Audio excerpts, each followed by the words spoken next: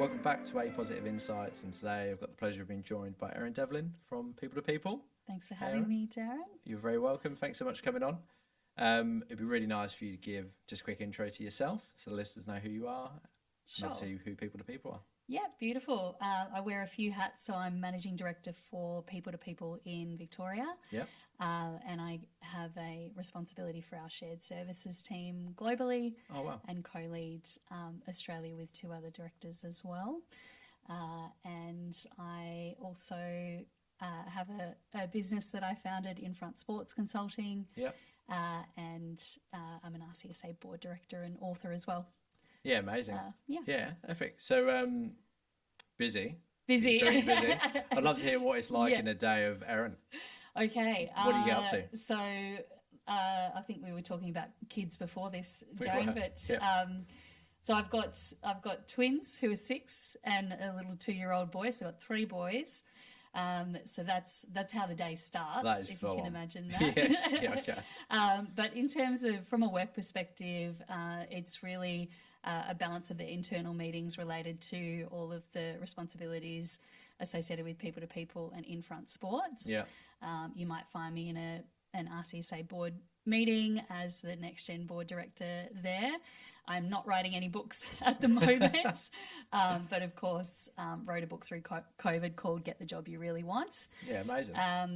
And otherwise, really with my kids outside of work. Yeah, lovely. That's me. And what do you enjoy doing outside of work? Oh, it's mostly Paw Patrol, isn't it, Darren? We do love Paw Patrol in our house. That and Bluey.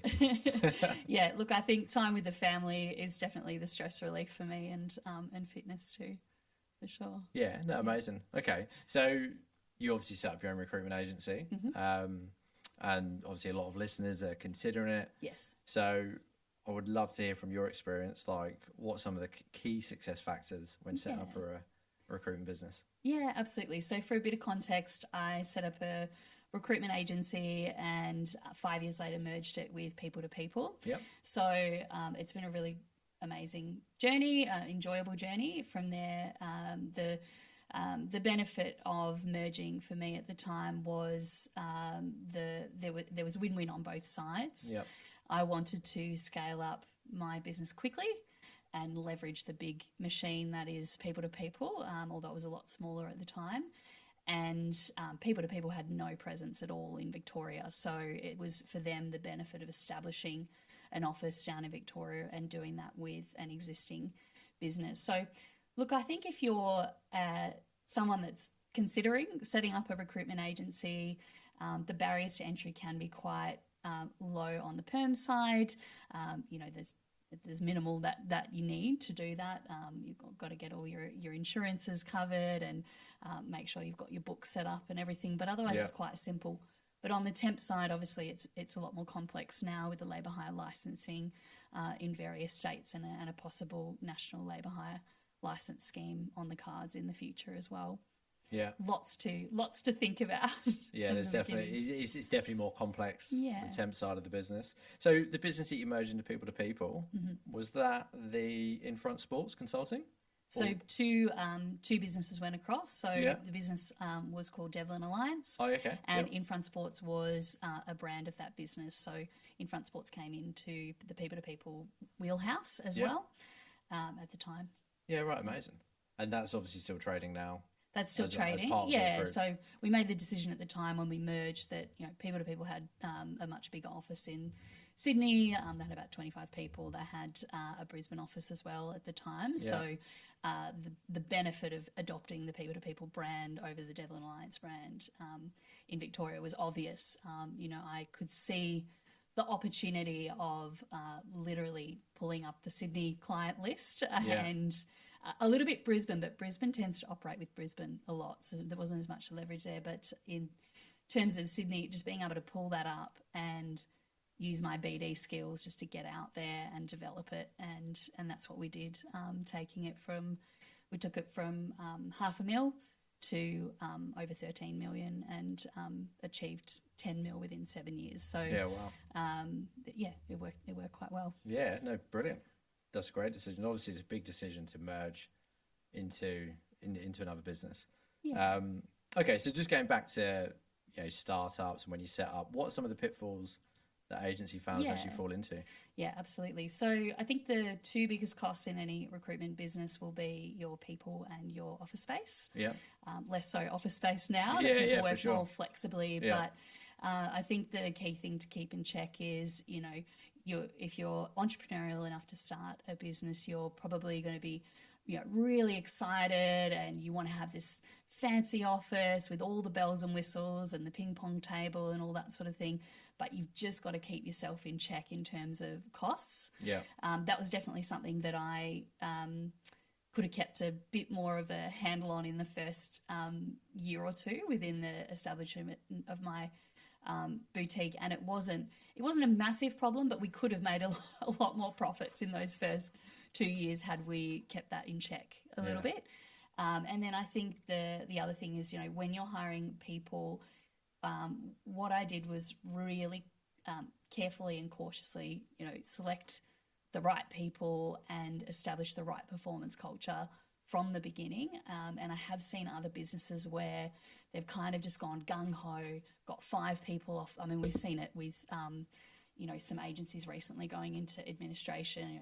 They did the big fancy boom, we're doing all of this, and then it's just unsustainable. Yeah. So you need to be quite measured in that growth trajectory and also revel in the boutique-y phase. You don't want to get too big too quickly. You want to make sure that it is sustainable, because it's not just the salary of the person that you're hiring, but all the overheads that can come with that as well. Yeah, no, that's amazing. Are there any other metrics that you would obviously keep an eye on in those early stages? Yeah, I wouldn't be able to give you the exact number off the top of my head, but there's a great metric that I stuck to for a while that was passed on to me from Nigel Haas, who of course. Obviously been very successful over his career. And it sounds a little bit crude, but it's really consultant per square metre within your office. Yeah. And also one key metric that I always look at is GP per head per month. So if your GP per head per month is sub 25, you should not be hiring right now. You need to make sure that you're getting that performance from the people that are in the business. And people might be listening to this and think, 25, that's quite low. But that factors in, the people that you've just hired that might not be billing yet. Yeah. It factors in your resources.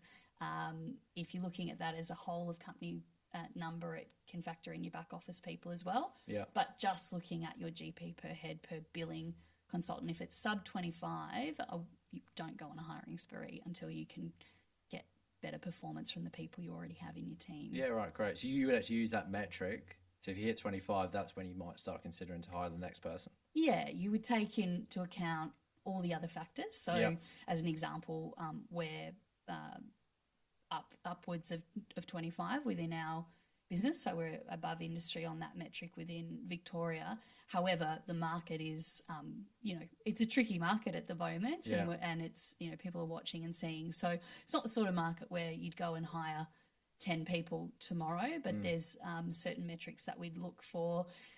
If there are certain levels of consecutive job growth, that's where we would say, okay, we've had X number of weeks of job growth in the job advertisement stats. Now's the time to go and to start hiring and building up the team in anticipation of more of that coming. Yeah, okay. Yeah, no, great.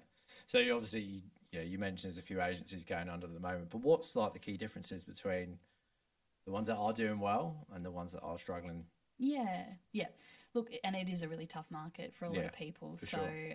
Definitely feel for a lot of people in our industry right now. It is really tough, particularly I should say in Victoria, where I think the national stats are, job ads have declined by 10%, but in Vic it's actually 16%, and then there's that corresponding lift in applications as well. So it really is a float market at the moment. I would say not so much a job in, fill it type approach. But look, just in terms of the difference between success and not being successful, I think you do have to have really strong leaders, strong inspirational leaders. People want to come to work and work in a high performance culture, the people that you want to work in a high performance culture, but they also want to have a lot of fun too. And it's not necessarily that old school kind of fun that, you know, the big drinking culture and that sort of thing. They want to come in and have good banter with their colleagues, but also have their values mirrored. So, for example, for us, it's been really important to ask our employees, you know, and team members, what is it that's important to you? And that's what has led to initiatives like monthly charity donations every month that our clients and candidates vote on, wellbeing programs, wellness allowances, extra life leave, diversity innovation groups, community groups around community where employees can have input as well. So I think that values alignment is key. But the most important thing is to set a very clear high performance culture that you stick to, and then very, very clear values that underpin that, and everyone working as one together. Yeah, right. Or if we can go a little bit deeper into that, that'd be amazing. Yeah, absolutely. Could you explain how you've done that? Yeah, look, I think in terms of high performance, it's keeping it simple. So when people have too many things to focus on and think about, they get a bit paralysed and they think, oh, I've got to get this many of this and this many of this.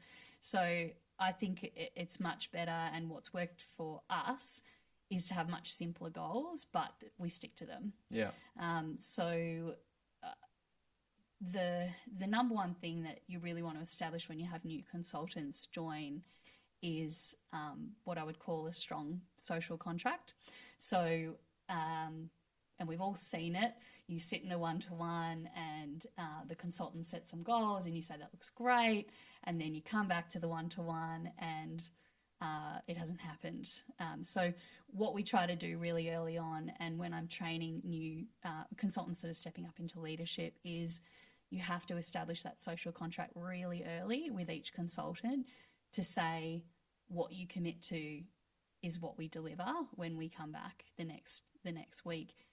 But we make sure what we're committing to is really realistic and simple and just not too many things there. And the reason and the way we explain it to consultants is, if we're going to put you in front of a client and you commit something to that client and then you don't deliver it when you say you're going to do it, that's obviously not going to work for you or for the business. Yeah. And so that one-to-one time is just such a critical time to establish that trust between the consultant and the manager, and then the manager giving that support and empowerment to then get out into the market and know that person will, you know, really deliver and do what they say they're going to do. And I think that is a big differentiator for agencies that grow and agencies that don't, because we all have seen unicorns in recruitment. There's the absolute genius, totally self-motivated, you've just struck gold with this person. You know, they come in, they just do their thing, they're amazing, they just go,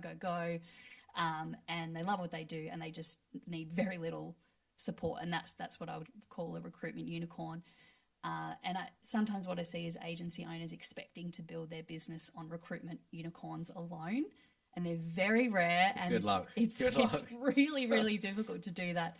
So the ability to grow a recruitment business is contingent upon taking people that are really motivated and excited, and with your support and with your guidance and coaching and tools and resources and clearing the roadblocks for them and the cheerleading, they can make something great of that. So it's taking, you know, taking someone that in one recruitment business might have actually not succeeded, but in another recruitment business, if you can make something happen with them, then that's a win for both of you. Yeah, no, amazing. So those Monday morning meetings, say, what are the type of KPIs or goals that you're traditionally setting? So talking to one-to-ones? So so sort of one-to-one, like someone comes in, you've got a consultant, what are they pledging for the week? So it's very consultant-led. It's very dependent on the desk. We've got some desks, like our legal desks, for example, which are highly candidate-driven. Yeah. You know, there's two key roles that they would place. It's job rich, it's float heavy. So it's a really, really different desk to say, supply chain, which is, you can still float, but it's more so, you might get 5 jobs in and then fill them within the day on the temp side. So every desk is very, very different. That doesn't help because I know you want to try and pin me down to actual. I was just for people listening, what type of KPIs do you focus on? What type of KPI? Yeah. So it is really consultant led. Some of the things that are most important to look at, or what I look for when I'm looking into activity, I'm not setting the KPIs, they're setting the KPIs, and I'm guiding that and saying, yep, that sounds great. So we just work it back. So maybe if I start there and it's saying, okay, this is what we're going to build for the year. This is what that means on a monthly basis. So we've got our monthly target. Okay, if we want to hit X target for the quarter and X target for the month, then we work that back and say, okay, well, what does that look like in terms of activity? Now, how we actually do that is we take the previous 12 months of actual activity, and what they actually build, and we do the ratios. So we say, okay, last year you build 400K. To do that, you made X number of calls, you had X number of visits, you had X number of interviews, X number of submittals. So this year you've said you want to build 500K.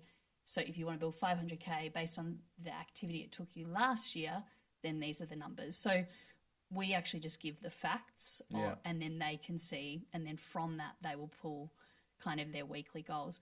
But if someone came to me and they said, I want to do 10 visits and I want to do 25 floats, I want to do this, we would boil that down and say, what are your top 2 most important things this week? Yeah. And just keep it really, really simple. Yeah, okay. Yeah, it's amazing.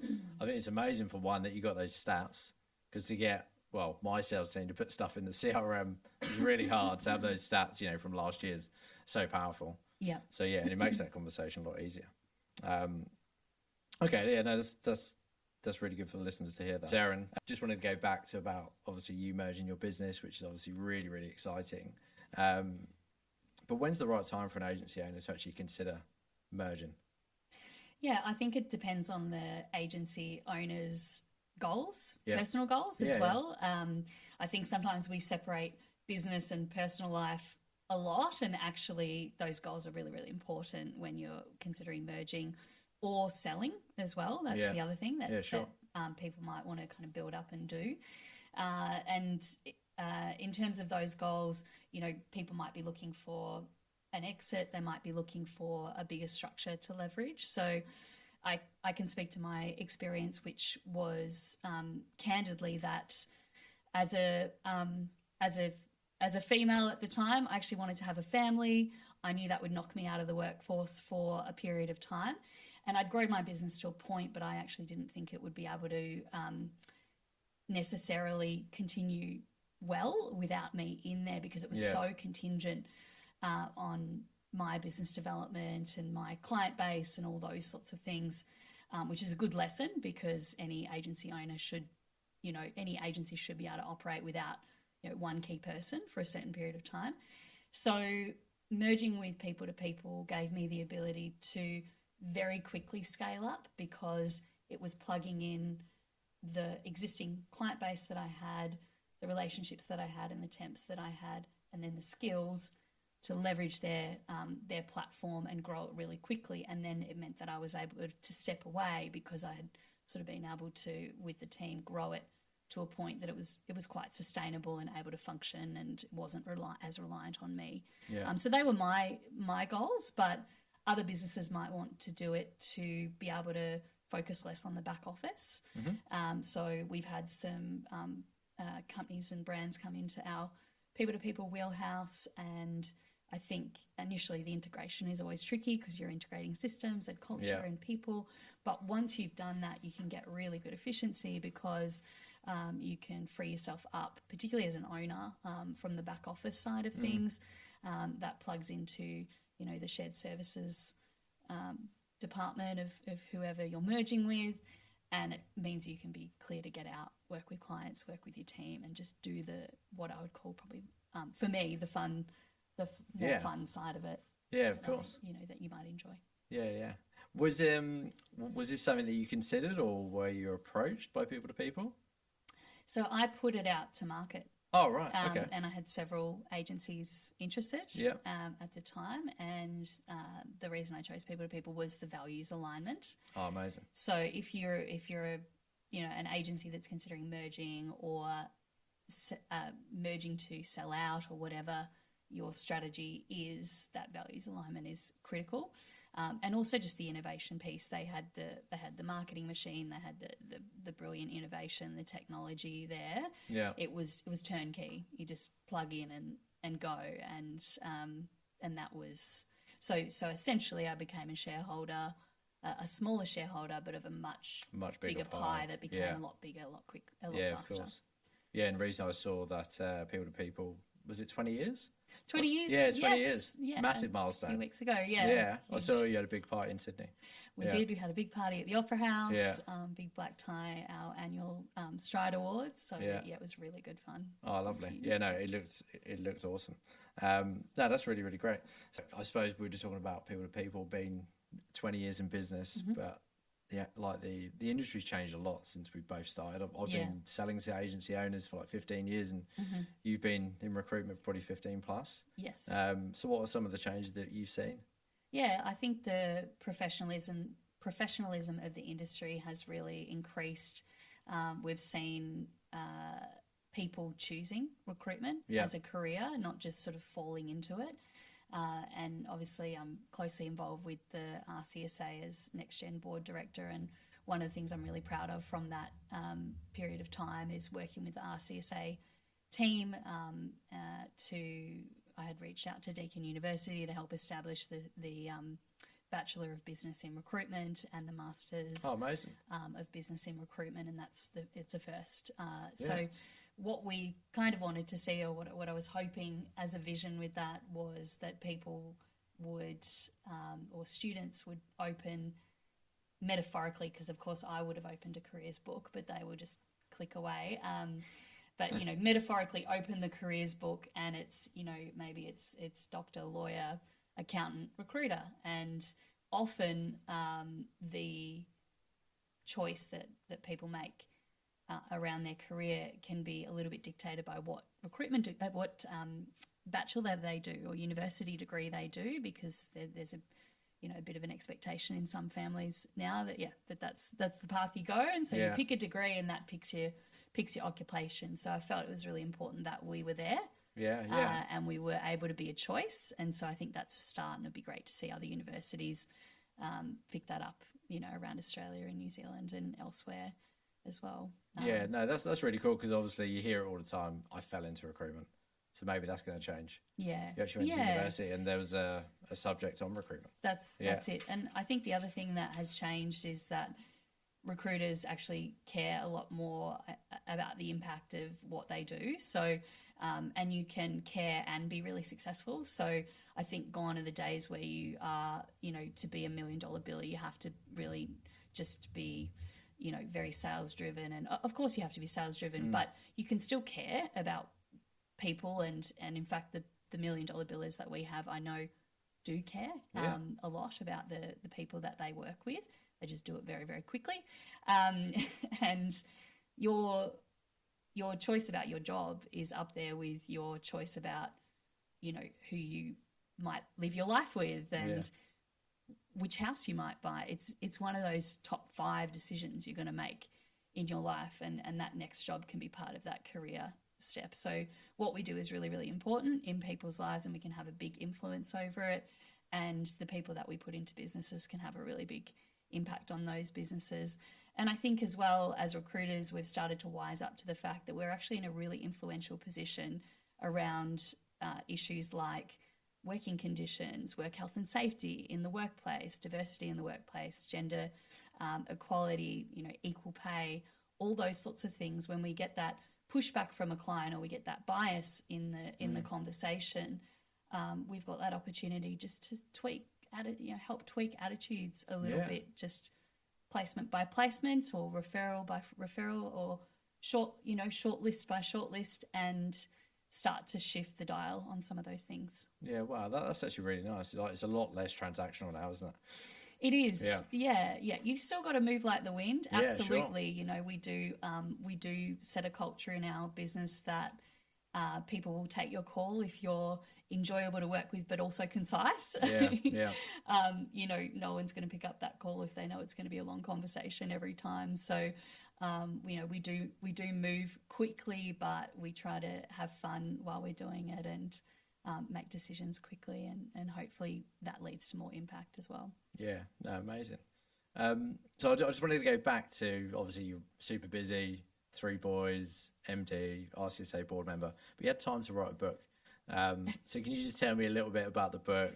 So get the job you really want. Yeah. Can you just tell me a little bit about why you wrote the book? Yeah, absolutely. So it was during COVID. Yeah. So our workloads obviously had dropped a little bit in terms of jobs, and I just wanted to be able to do something to support candidates that were really struggling in the market. Yeah. I think anyone recruiting in the market at that time remembers their phone turning from jobs being called in to people calling them and saying, I can't pay my bills, I don't know if I can feed my family next week. So I just wanted to be able to get that knowledge down on paper and help people, you know, define what their career goals were, understand how they can run a job search really effectively, for them to understand the recruiter side of the perspective, all the things they can do to prep for interviews, to get the interview in the first place, how to negotiate their salary,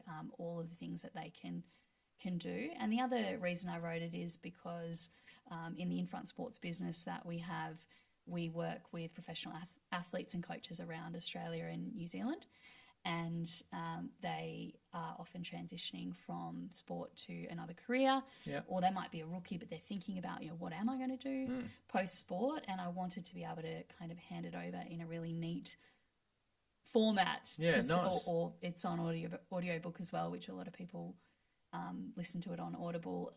But is that you speaking? It is embarrassingly, yes. Wow, I love it. It's embarrassing. There's a lot of recording.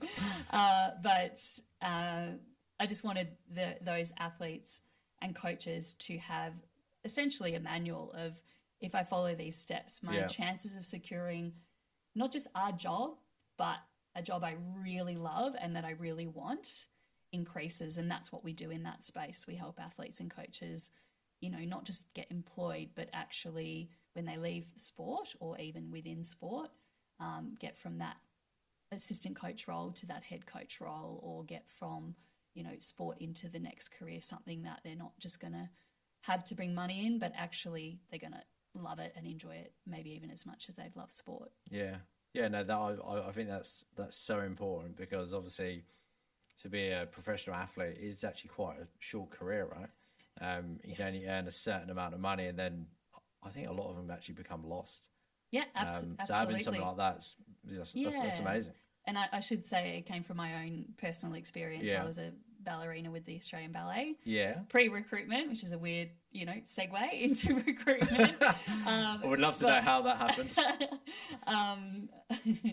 I registered as a temp, actually, Darren, and then off you go. And then I'm like, would you like to work in recruitment? And then I chose it. I made a conscious decision to choose it as a profession.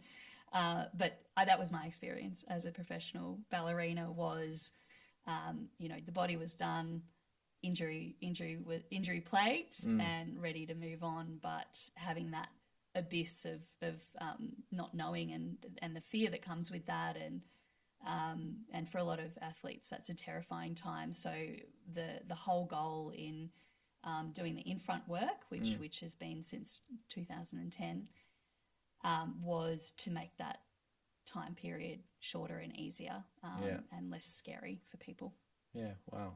Do you feel your professional ballerina, being a professional ballerina, helped you in your career? Like, is there anything that you've taken from there to obviously set up your business and obviously scaling?